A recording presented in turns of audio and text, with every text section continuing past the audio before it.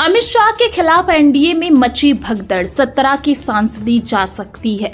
Bharatiya Janata party के लिए आई बुरी खबर। आपको बता दें कि प्रधानमंत्री नरेंद्र मोदी को गृह मंत्री अमित शाह ने मुंह दिखाने लायक तक नहीं छोड़ा। एक तरफ एनडीए की मीटिंग में टीएमसी के बागी सांसद नहीं पहुंचे, तो वहीं दूसरी तरफ कैसे कैबिनेट मीटिंग में बवाल खड़ा हो गया है और मोदी ने क्या अमित शाह को खुला अल्टीमेटम दिया है। आपको बयानों समेत एक एक करके सारी खबरें दिखाएंगे, लेकिन पहले कैसे अमित शाह के खिलाफ खुली बगावत हो गई है, बिग ब्रेकिंग देखिए। तो लेटेस्ट खबर निकलकर सामने आई है कि टीएमसी के बागी सांसदों ने बयान जारी कर दिया है कि हम एनडीए के साथ नहीं, मतलब कि कल तक सिर्फ कयासबाजी की जा रही थी और अब आप देख सकते हैं आज खुलकर बयान निकलकर सामने आ रहे हैं। एक तरफ धर्मेंद्र प्रधान का इस्तीफा हुआ, सड़क से लेकर सदन तक भारतीय जनता पार्टी की हालत खराब हुई, अमित शाह का इस्तीफा मांगा जा रहा है। इन सबके बीच बागियों ने पलटी मारनी शुरू कर दी है। जी हाँ, आपको बता दें कि बागी सांसदों के दम पर मानसून सत्र में गृह मंत्री अमित शाह ने बड़े बड़े प्लान बनाए, लेकिन अब सारा का सारा प्लान जो है वो धरा का धरा रह गया, क्योंकि आपको बता दें टीएमसी के सारे बागी सांसद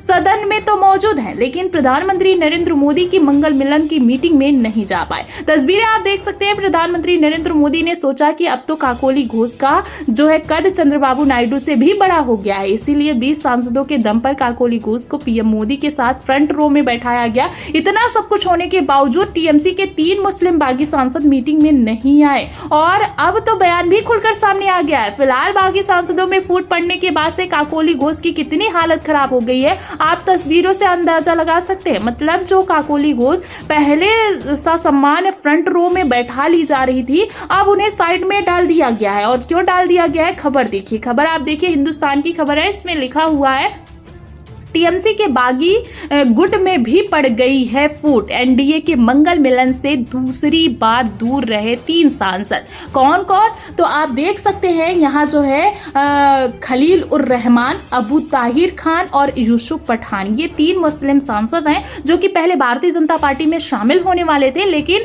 जब उन्हें एनसीपीआई में शामिल कर दिया गया उसके बाद से बगावत हो गई। और अब ये बगावत इतनी तगड़ी हो गई है कि प्रधानमंत्री नरेंद्र मोदी के बुलाने के बावजूद बागी सांसद मीटिंग में शामिल होने के लिए तैयार नहीं है। तो आप देख सकते हैं कि किस तरीके से गृह मंत्री अमित शाह के ऑपरेशन लोटस के चलते टीएमसी के 17 सांसदों की सांसदी खारिज होने की नौबत आ गई है। अगर सीटों के गणित के हिसाब से देखा जाए दोस्तों, तो आप देख सकते हैं कि ममता बनर्जी के टोटल सांसद होते हैं 28, इसमें से 2/3 के हिसाब से 20 का टूटना जरूरी है। अगर कहीं 3 सांसद पलटी मारते हैं तो बाकी बचे 17 सांसद की भी सांसदी खारिज होने वाली है। तो फिलहाल इन खबरों से आप अंदाजा लगा सकते हैं कि किस तरीके से अब भारतीय जनता पार्टी अपने ही बनाए जाल में बुरी तरीके से फंस चुकी है या फंसी हुई नजर आ रही है। एक तरफ बागियों ने पलटी मारना शुरू कर दिया है, वहीं दूसरी तरफ दावा ये किया जा रहा है कि सिर्फ 3 सांसद नहीं बल्कि 6 सांसद घर वापसी करने वाले हैं। और तो और टीएमसी के 50 से ज्यादा विधायक भी वापस लौटना चाहते हैं। और अब ये सिर्फ दावे की बात नहीं बची, क्योंकि बागी सांसदों के खुलकर बयान जो है वो सामने आ रहे हैं। इसके बाद से अमित शाह भी हाई अलर्ट मोड में नजर आ रहे हैं। मतलब कि पहले उद्धव ठाकरे, फिर उसके बाद टीएमसी के सांसदों को तोड़ा गया, लेकिन अब पूरा खेल पलटता हुआ नजर आ रहा है दोस्तों। प्रधानमंत्री नरेंद्र मोदी को इस बात का अंदेशा पहले ही हो गया था, इसीलिए पीएम मोदी ने ठीक एक दिन पहले मंगल मिलन की मीटिंग बुलाई। और आपको बता दें कि 37 सांसदों को इनवाइट किया गया, लेकिन फिलहाल इन 37 सांसदों में से सिर्फ और सिर्फ 33 सांसद ही पहुंचे, जिसके बाद पीएम मोदी जबरदस्त भड़के। प्रधानमंत्री नरेंद्र मोदी ने मीटिंग में सबके सामने कह दिया कि अपने विचारों को विपक्ष में ना थोपे, अपना व्यवहार ठीक रखें और परिसीमन बिल पर आगे आने वाली रणनीति में काम करें। तो आप देख सकते हैं कि किस तरीके से परिसीमन बिल भारतीय जनता पार्टी के लिए नाक का सवाल बन गया है। सोचा था कि 2/3 बहुमत जुटा लेंगे तो इस बार के सत्र में ये बिल पास हो जाएगा। फिलहाल बिल पास होना तो दूर की बात है, जिस तरीके से गृह मंत्री अमित शाह की कुर्सी खतरे में आ गई है, ऐसे हालातों में भारतीय जनता पार्टी का भी बहुमत हिलता नजर आ रहा है। सदन का सत्र ठप पड़ा हुआ है दोस्तों। तस्वीरें आप देख ही रहे हैं कि सदन के अंदर से लेकर बाहर तक विपक्ष ने कमान संभाली है और अमित शाह का इस्तीफा मांगा जा रहा है। सदन में पैदल मार्च निकाली जा रही है, अमित शाह के खिलाफ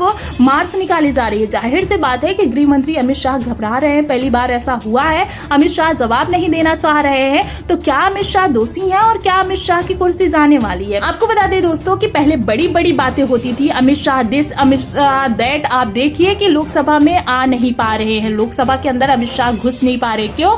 ही इज गिल्टी। अगर गिल्टी नहीं होते तो 2 मिनट में आके जवाब दे देते। तो आप देख सकते हैं कि किस तरीके से नेता प्रतिपक्ष राहुल गांधी ने गृह मंत्री अमित शाह की धज्जियां उड़ाकर रख दी है। राहुल गांधी का कहना है कि अमित शाह गिल्टी है, इसीलिए सदन में नहीं आ रहे हैं, जवाब नहीं देना चाह रहे हैं। अमित शाह जाने वाले हैं। जाहिर सी बात है कि परिसीमन बिल इस बार के मानसून सत्र में अगर सदन से पारित नहीं हुआ तो भारतीय जनता पार्टी की डबल फजीहत होने वाली है और आने वाले चुनाव में प्रधानमंत्री नरेंद्र मोदी के लिए कुर्सी बचाना मुश्किल हो जाएगा। नरेंद्र मोदी की कुर्सी खतरे में है। फिलहाल प्लान तो था कि 2/3 बहुमत होगा तो बिल भी सदन से पारित हो जाएगा, लेकिन यहाँ पर मैं आपको बता दूं कि पेच फंस गया है। एक तरफ टीएमसी के 17 सांसदों की सांसदी जाने की नौबत आई है, उद्धव ठाकरे के 6 सांसदों को सुप्रीम कोर्ट की तरफ से नोटिस जारी कर दिया गया है। शरद पवार ने भी एनडीए में शामिल होने से साफ इनकार कर दिया है और डीएमके के 22 सांसद भी अब एनडीए को सपोर्ट करने वाले नहीं है। ऐसे हालातों में क्या पिछली बार की तरह एक बार फिर से परिसीमन बिल सदन में पेश हुआ तो मोदी शाह की डबल फजीहत होगी।